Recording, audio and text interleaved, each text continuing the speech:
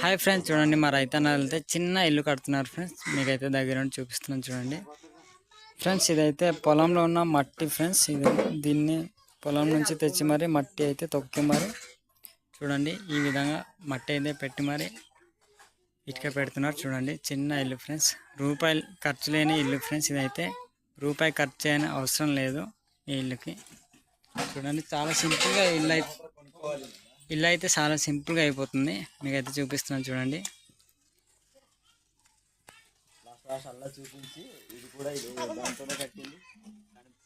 Friends. చూడండి మట్టి అయితే ఏ విధంగా పెడుతున్నాడు.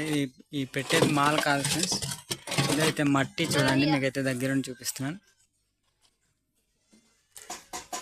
చూడండి ఫ్రెండ్స్. ఈ విధంగా పెట్టుకున్నారు. ఇక్కడైతే ఇటుక పెడతారు చూడండి.